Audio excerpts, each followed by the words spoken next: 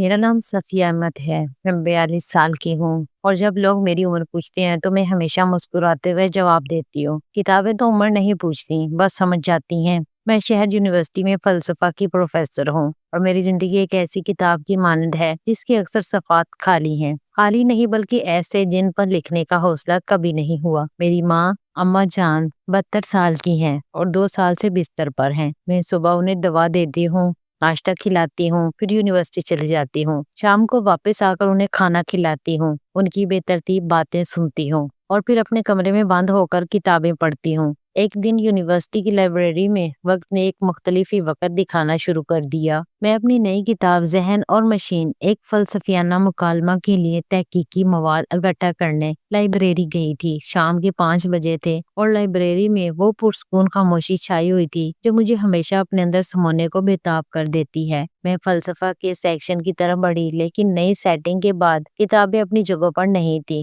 معاف کیجیے گا، کیا میں آپ کی مدد کر سکتا ہوں؟ میں نے مڑ کر دیکھا، ایک نوجوان لڑکا وہاں کھڑا تھا، سفید شرٹ اور نیلے جینز میں، ہاتھ میں کتابوں کا ایک اسٹیک اٹھائے ہوئے۔ اس کی عمر شاید 20-21 سال ہوگی۔ چہرے پر معصومیت تھی لیکن آنکھوں میں ایک عجیب سی پختگی چھلک رہی تھی۔ جی، میں فلسفہ کی کتابیں ڈھونڈ رہی ہوں، خاص طور پر مصنوعی ذہانت اور فلسفہ پر، میں نے کہا۔ اس کی آنکھیں چمک اٹھی۔ اوہ، تو آپ وہی ہیں، میں نے آپ کا آرٹیکل پڑھا تھا، بہت شاندار تھا۔ میں حیران رہ گئی۔ تم نے میرا آرٹیکل پڑھا؟ تم تو… میں کمپیوٹر سائنس کا طالب علم ہوں، اس نے مسکراتے ہوئے کہا۔ میرا نام قاسم ہے، میں یہاں پارٹ ٹائم کام کرتا ہوں۔ میں ڈاکٹر صفیہ احمد ہوں۔ میں نے اپنا تقاسم کروایا۔ جی میں جانتا ہوں، اس نے کہا، آپ ہمارے یہاں مشہور ہیں، طلبہ کہتی ہیں آپ کی کلاسیں زندگی بدل دیتی ہیں۔ میں نے ہلکی سی مسکراہٹ دی۔ طالب علم مبالغہ پسند ہوتے ہیں، چلو مجھے وہ کتابیں دکھاؤ۔ قاسم مجھے فلسفہ کے سیکشن میں لے گیا۔ اس راستے میں جو چند منٹ تھے ان میں ہماری مختصر سی گفتگو نے میرے اندر ایک عجیب سی ہلچل پیدا کر دی۔ یہ کوئی شور شرابہ ہلچل نہیں تھی، بلکہ ایسی تھی جیسے کسی ویران جھیل میں پتھر پڑا ہو اور اس کی لہریں دیر تک چکر کاٹتی رہیں۔ آپ کہاں رہتی ہیں؟ اس نے پوچھا۔ شہر کے پرانے حصے میں نے جواب دیا۔ واہ، وہاں تو بہت پرانی عمارتیں ہیں، تاریخی۔ ہاں، اور خاموش، میں نے کہا۔ تمہیں خاموش جگہیں پسند ہیں؟ بہت، اس نے سنجیدگی سے کہا۔ خاموشی میں آدمی اپنے آپ سے ملتا ہے۔ یہ جملہ میرے دل میں اتر گیا۔ میں نے اسے غور سے دیکھا۔ کتنا عجیب تھا کہ ایک نوجوان لڑکا ایسی بات کہہ رہا تھا جو عام طور پر عمر رسیدہ لوگ کہتے ہیں۔ اس دن میں نے لائبریری سے 3 کتابیں لیں۔ قاسم نے انہیں میرے لیے رجسٹر کیا۔ جاتے وقت اس نے کہا، ڈاکٹر صاحبہ، اگر آپ کو مزید کتابوں کی ضرورت ہو تو مجھے بتا دینا، میں انہیں آپ کے لیے مخصوص کر کے رکھ دوں گا۔ شکریہ قاسم، میں نے کہا۔ آپ روز آتی ہیں؟ اس نے پوچھا اور پھر جیسے خود ہی شرمندہ ہو گیا۔ میں نے صرف اس لیے پوچھا کہ اگر آپ کا معمول ہو تو میں کتابیں تیار رکھ سکوں۔ ہاں، میں تقریباً روز آتی ہوں شام کو، میں نے کہا۔ تو پھر کل ملتے ہیں، اس نے مسکرا کر کہا۔ اگلے دن میں واقعی لائبریری گئی۔ سچ کہوں تو میں خود بھی نہیں جانتی تھی کہ میں کتابوں کے لیے جا رہی ہوں یا کسی اور وجہ سے۔ لائبریری میں داخل ہوتے ہی میں نے قاسم کو دیکھا۔ وہ کاؤنٹر پر کھڑا تھا، ایک طالب علم کو کتاب دے رہا تھا۔ اس نے مجھے دیکھا اور ہلکی سی مسکراہٹ بھیجی۔ جب میں فلسفہ سیکشن کی طرف بڑھی تو وہ میرے پیچھے آ گیا۔ ڈاکٹر صاحبہ، میں نے آپ کے لیے کچھ کتابیں الگ رکھی ہیں۔ میں نے مڑ کر دیکھا، اس کے ہاتھ میں 3 کتابیں تھیں، بالکل وہی جو میں نے کل سوچی تھی کہ مجھے چاہیے۔ تمہیں کیسے پتہ چلا کہ میں اس موضوع میں دلچسپی رکھتی ہوں؟ قاسم نے ہلکا سا کھجلایا۔ دراصل میں نے آپ کی تمام تحریریں پڑھی ہیں۔ آپ اکثر ذکر کرتی ہیں جدید انسان کی تنہائی کا۔ میں اسے دیر تک دیکھتی رہی۔ یہ نوجوان کون تھا جو اتنی باریکی سے میری سوچ کو سمجھتا تھا؟ میں نے کہا، چلو بیٹھتے ہیں۔ تمہیں فلسفہ میں دلچسپی ہے؟ بہت، اس نے کہا، لیکن میں سمجھتا ہوں کہ فلسفہ صرف کتابوں میں نہیں، زندگی میں ہوتا ہے۔ ہم لائبریری کے ایک کونے میں بیٹھ گئے۔ وہاں ایک چھوٹی سی میز تھی، 2 کرسیاں اور کھڑکی سے آنے والی شام کی روشنی۔ میں نے قاسم سے بات چیت شروع کی، فلسفہ پر، زندگی پر، تنہائی پر، اور حیرت کی بات یہ کہ وہ نہ صرف میری بات سمجھ رہا تھا بلکہ اس کے اپنے خیالات بھی کمال کے تھے۔ آپ جانتے ہیں، اس نے کہا، میرے خیال میں تنہائی صرف جدید دور کا مسئلہ نہیں ہے، یہ ہمیشہ سے رہا ہے، بس شکلیں بدلتی رہی ہیں۔ آج ہم موبائل فون سے الینیٹ ہیں، کل کچھ اور سے تھے۔ تمہاری عمر میں تم ایسی باتیں کیسے سوچتے ہو؟ میں نے پوچھا۔ اس کی آنکھوں میں ایک گہرا دکھ چھلک گیا۔ میرے ابا کا انتقال ہو گیا ہے 2 سال پہلے، اور میری اماں، وہ ابھی تک اس صدمے سے باہر نہیں آئیں۔ میں نے دیکھا ہے کہ تنہائی کیا ہوتی ہے، میں نے اپنا ہاتھ بڑھا کر اس کے ہاتھ پر رکھ دیا۔ معاف کرنا، میں نے تمہیں تکلیف دی۔ نہیں، کوئی بات نہیں، اس نے مسکرانے کی کوشش کی۔ آپ کہاں تھی اس وقت جب مجھے آپ جیسے کی ضرورت تھی؟ یہ جملہ ہوا میں معلق رہ گیا۔ میں نے اپنا ہاتھ ہٹا لیا۔ قاسم، تم بہت ذہین ہو، تمہیں فلسفہ پڑھنا چاہیے۔ میں پڑھتا ہوں، اس نے کہا، اور اب آپ سے مل کر میں اور بھی پڑھنا چاہتا ہوں۔ اس دن ہم 2 گھنٹے بیٹھے رہے۔ لائبریری بند ہونے کا وقت ہو گیا۔ قاسم نے کہا، ڈاکٹر صاحبہ آپ کل آئیں گی؟ ہاں، میں نے کہا، اور برائے کرم مجھے ڈاکٹر صاحبہ مت کہو، صفیہ کہہ سکتے ہو۔ اس کے چہرے پر خوشی کی لہر دوڑ گئی۔ جی صفیہ میڈم، آئندہ ہفتوں میں میری لائبریری کی آمد و رفت کا مقصد بدل گیا۔ اب میں صرف کتابیں لینے نہیں آتی تھی بلکہ قاسم سے ملنے آتی تھی۔ ہماری ملاقاتیں روزانہ ہوتی، کبھی آدھا گھنٹہ، کبھی 1 گھنٹہ، کبھی 2 گھنٹے۔ ہم فلسفہ پر بات کرتے، کتابیں پڑھتے، خاموش بیٹھتے۔ ایک دن قاسم نے کہا، صفیہ میڈم، میں نے سوچا ہے کہ میں آپ کی نئی کتاب میں مدد کرنا چاہتا ہوں۔ میں نے پوچھا، میرا مطلب ہے تمہیں وقت ملے گا؟ تمہاری اپنی پڑھائی ہے، نوکری ہے۔ وقت نکال لوں گا، اس نے ضد سے کہا۔ میں چاہتا ہوں کہ آپ کی کتاب میں میرا بھی کچھ حصہ ہو۔ میں نے سوچا، پھر ہاں کہہ دی۔ ٹھیک ہے، تم میرا ریسرچ اسسٹنٹ بن جاؤ، میں تمہیں تنخواہ دوں گی۔ تنخواہ نہیں چاہیے، اس نے کہا، صرف آپ کے قریب رہنے کا موقع چاہیے، علم سیکھنے کا موقع۔ اس دن سے قاسم میرا باقاعدہ ریسرچ اسسٹنٹ بن گیا۔ اب ہماری ملاقاتیں صرف لائبریری تک محدود نہ رہی۔ وہ کبھی میرے چیمبر میں آتا، کبھی ہم یونیورسٹی کے لان میں بیٹھتے، اور کبھی کبھار میں اسے اپنے گھر میں بلا لیتی۔ میری ماں نے پہلی بار قاسم کو دیکھا تو پوچھا، یہ لڑکا کون ہے بیٹا؟ میرا ریسرچ اسسٹنٹ ماں، بہت ذہین لڑکا ہے۔ میری ماں نے قاسم کو گہری نظروں سے دیکھا۔ تمہارا نام کیا ہے بیٹا؟ قاسم نانی اماں۔ قاسم، میری ماں نے اس نام کو دہرایا۔ یہ نام میرے ایک عزیز کا تھا، وہ بھی تمہاری طرح ذہین تھا۔ قاسم نے میری ماں کے ساتھ بہت پیار کا رویہ اختیار کیا۔ وہ انہیں کہانیاں سناتا، ان کا خیال رکھتا۔ ایک دن جب میں باہر تھی، میری ماں کا پیر سن ہو گیا۔ قاسم نے فوراً ڈاکٹر کو بلایا اور انہیں ہسپتال لے گیا۔ جب میں پہنچی تو قاسم میری ماں کے بستر کے پاس بیٹھا ہوا تھا، ان کا ہاتھ تھامے ہوئے۔ تم یہاں کیسے؟ میں نے حیرت سے پوچھا۔ میں آپ کے گھر آیا تھا کچھ کتابیں لینے، تو نانی اماں کو تکلیف میں پایا، اس نے سادگی سے کہا۔ میری آنکھوں میں آنسو آ گئے۔ شکریہ قاسم، تم نے آپ کو شکریہ کہنے کی ضرورت نہیں، اس نے کہا، یہ تو میرا فرض تھا۔ اس نے کہا، یہ تو میرا فرض تھا۔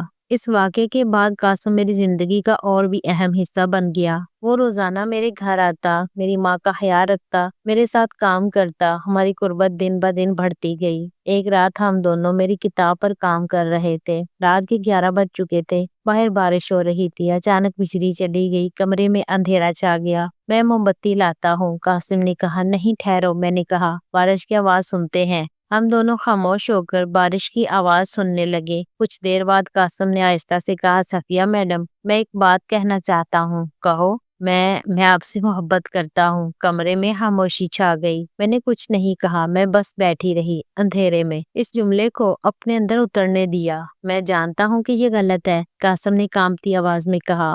ہماری عمریں، ہمارے رشتے، سب کچھ اس کے خلاف ہے، لیکن میں اس جذبے کو روک نہیں سکتا۔ آپ کے بغیر میرا ہر دن ادھورا لگتا ہے۔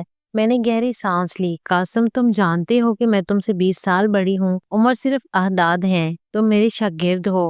استاد اور شاگرد کا رشتہ بھی تو ایک رشتہ ہے، معاشرہ ہمیں کبھی قبول نہیں کرے گا، تو پھر ہم معاشرے کو مت بتائیں۔ میں نے اسے دیکھا، حالانکہ اندھیرے میں کچھ نظر نہیں آ رہا تھا۔ میں نے محسوس کیا کہ وہ سچ کہہ رہا ہے، اس کے جذبات میں کوئی جھوٹ نہیں تھا، کوئی ڈرامہ نہیں تھا۔ قاسم، میں نے آہستہ سے کہا، میں بھی تم سے محبت کرتی ہوں۔ یہ کہتے ہوئے میرے گلے میں رکاوٹ آ گئی۔ یہ وہ الفاظ تھے جو میں نے پوری زندگی کسی سے کہنے کا سوچا بھی نہ تھا۔ قاسم نے میرا ہاتھ اپنے ہاتھوں میں لے لیا۔ پھر بس ہمارے پاس یہ اعتراف ہی کافی ہے۔ اس رات ہم نے ایک خاموش معاہدہ کیا، ہم ایک دوسرے سے محبت کرتے ہیں، لیکن یہ محبت ہماری اپنی دنیا تک محدود رہے گی۔ ہم کسی کو نہیں بتائیں گے، نہ یونیورسٹی کو، نہ دوستوں کو، نہ خاندان کو۔ آئندہ مہینوں میں ہمارا تعلق ایک نئی شکل اختیار کر گیا۔ باہر کی دنیا میں ہم استاد اور شاگرد تھے، ریسرچ پارٹنر تھے، لیکن جب ہم اکیلے ہوتے تو ہم 2 لوگ تھے جو ایک دوسرے سے بے پناہ محبت کرتے تھے۔ قاسم روزانہ میرے گھر آتا، ہم اکٹھے کام کرتے، کھانا پکاتے، باتیں کرتے۔ اس نے میری ماں کو اپنی نانی مان لیا تھا اور میری ماں نے اسے اپنا پوتا۔ وہ کہتی، قاسم میرے بیٹے کی طرح ہے۔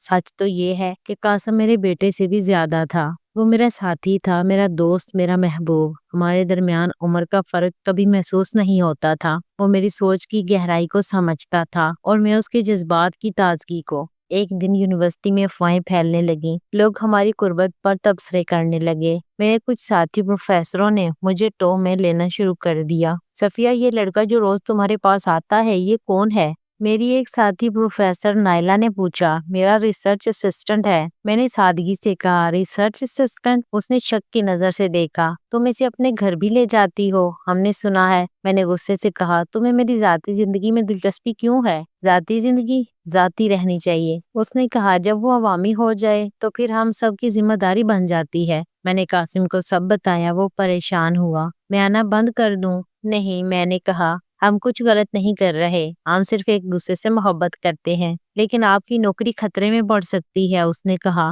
تو پڑ جائے، میں نے کہا، لیکن مسئلہ یہ تھا کہ قاسم کی نوکری بھی خطرے میں تھی۔ لائبریری کے مینیجر نے اسے بلایا۔ قاسم، ہمیں شکایتیں مل رہی ہیں کہ تم ایک پروفیسر کے ساتھ زیادہ وقت گزارتے ہو۔ وہ میری سپروائزر ہیں، قاسم نے کہا۔